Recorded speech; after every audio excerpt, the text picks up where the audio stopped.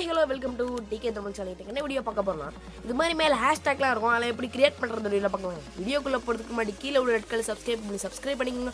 கூடவே பக்கத்தில் bell button இருக்கும், அதையும் கிளிக் பண்ணிங்கன்னா நம்ம சேனலில் ஒரு எந்த டெக் வீடியோஸையும் நீங்கள் மிஸ் பண்ணால் பார்க்கலாம். வாங்க ஃப்ரெண்ட்ஸ், வீடியோக்குள்ளே போகலாம்.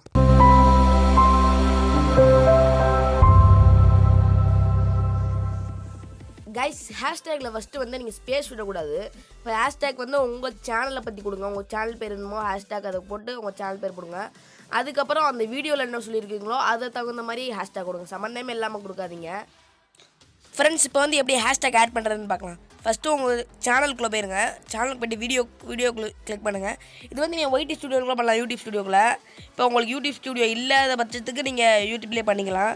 இப்போ என்ன பண்ணிங்கன்னா சைடில் 3 டாட் ஐக்கான் இருக்கும். எந்த வீடியோ செலக்ட் பண்ணிட்டு 3 டாட் ஐக்கானில் எடிட்டிங்னு ஒரு ஆப்ஷன் இருக்கும். அதில் டிஸ்கிரிப்ஷன்ட்டு ஒரு ஆப்ஷன் இருக்கும். அதில் தான் நம்ம ஹேஷ்டேக் மேக் பண்ண போகிறோம்.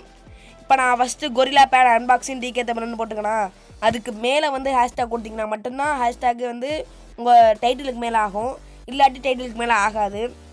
இப்போ நான் கொரில்லா பேட் அன்பாக்சிங்னு போடுறேன் பார்த்தீங்களா, அதுக்கு வந்து நான் ஸ்பேஸ் விட்டுக்கிறேன். கீழே வந்து அம்புக்குறிமா இருக்குல்ல, அது கொடுத்து ஃபஸ்ட்டில் வந்து நான் ஹேஷ்டேக்னு கொடுக்குறேன். ஃபஸ்ட்டு வந்து ஹேஷ்டேக் டிகே தமிழ்னு சொல்கிறேன். உங்கள் சேனலை பற்றி கொடுங்க. இப்போ என் சேனல் டிகேன்னு கொடுக்குறேன். கொடுத்துட்டு ஸ்பேஸ் விடக்கூடாது. நான் அப்படியே தமிழன்னு கொடுக்குறேன்.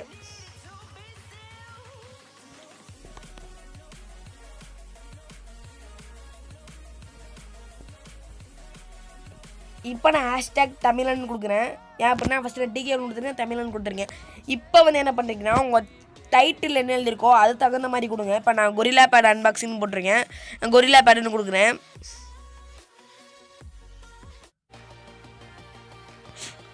ஃப்ரெண்ட்ஸ், இப்போ பார்த்தீங்கன்னா ஏன் நம்ம இது மாதிரி வந்து உங்கள் சேனல் பேர் கொடுக்கணுன்னா, உங்கள் சேனலை சர்ச் பண்ணும்போது ஃபஸ்ட்டு வந்து உங்கள் சேனல் நிற்கும்.